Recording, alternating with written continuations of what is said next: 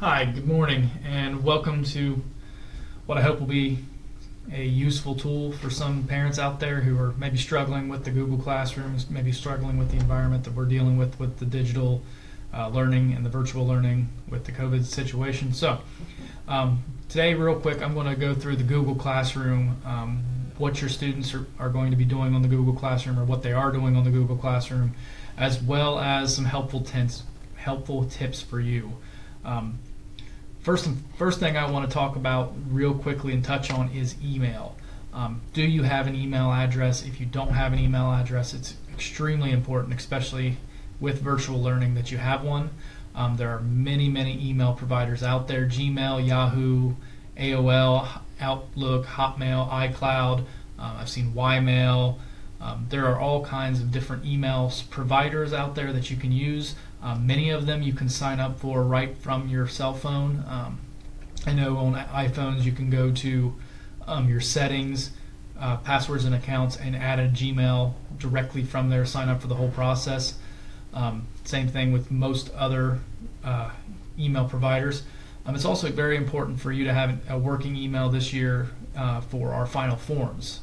As you may know, our school switched to Final Forms, which is a digital database to sign your emergency medical forms, your handbook sign-off, your technology use, and we're still trying to get parents to start filling those out and get us accurate, useful contact information in the case of an emergency or in any reason we would need to contact you quickly.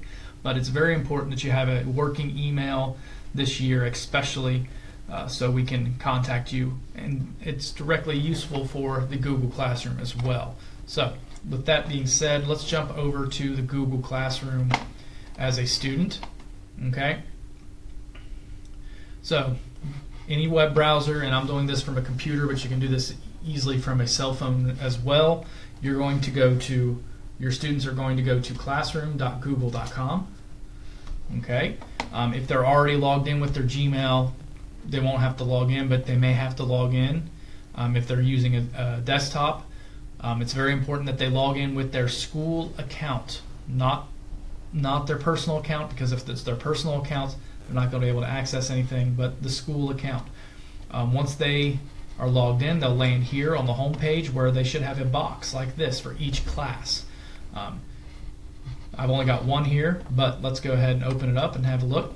Now, the Google Classroom itself is kind of like a social media page, except for it's for educational purposes. You've got three different tabs up here: Stream, Classwork, and People. Stream, you can think of it as a Twitter feed. Everything that's posted to the Google Classroom is on this stream chronologically.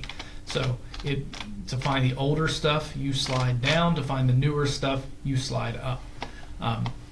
Announcements appear here. Anytime a teacher posts a material or an assignment or basically anything, it is right here. One thing that is useful on the stream is over here in this box. If there are due dates, they will appear right here in the upcoming box, and students can click right on them. Or they can click View All to see all their work. But I usually tell students to start on the Classwork tab. Classwork tab is where you can actually see, without all the extra stuff, what they've been assigned and what they have to do. There are several different types of icons. Each one has a different purpose. There are materials, which are the book with the little bookmark hanging down. Those are usually files or readings that your student is supposed to work on. There are questions, which have the box in the question. Sometimes those are multiple choice. They just make a selection and hit turn in, or they might be short answer. And then there are assignments, different assignments. So one type of assignment would be where they have to create something and submit it. What they would do is basically, just like an email, they'll be over here. Let's go ahead and hit unsubmit so you can see. Okay, but over here you see add or create. Just like with attaching a file to an email, they can add directly from their Google Drive. They can add a hyperlink.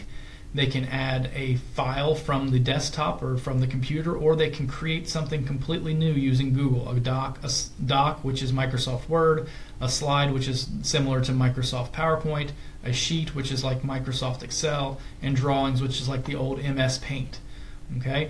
Once they've done whatever it is, whether it's create a file, create a paper, or attach something, they're going to hit turn in. Remember, teachers can't grade things if they're not turned in. This is the equivalent of Susie did her homework, brought it to school, but it stayed in her backpack and she didn't give it to the teacher. So that's the equivalent of this button. If it's not turned in, the teacher can't see it to grade it. Okay?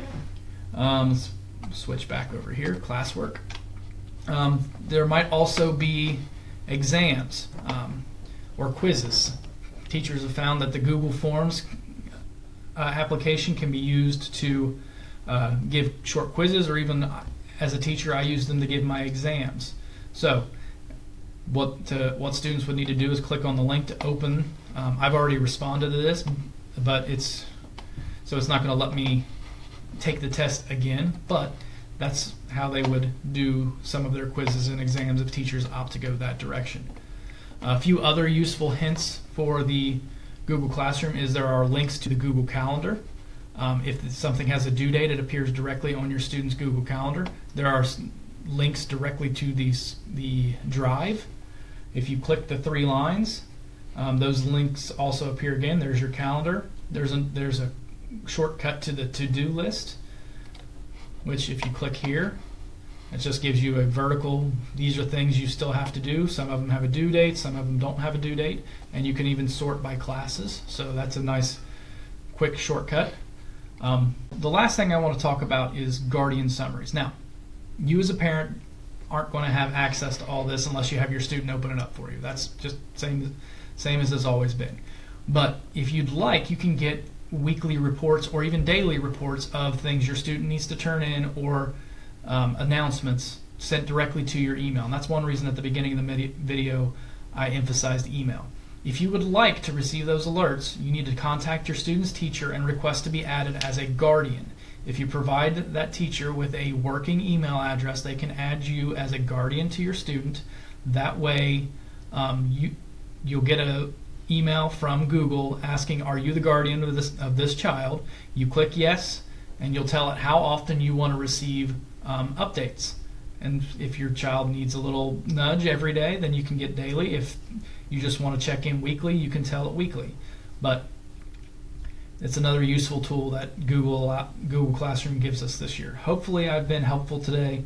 Hopefully you've learned something that you can use. And please, if you don't have an email yet, sign up for one so you can not only access the Google Classroom but turn in your final form so we at the school can contact you if we need to. Thanks. Have a great day.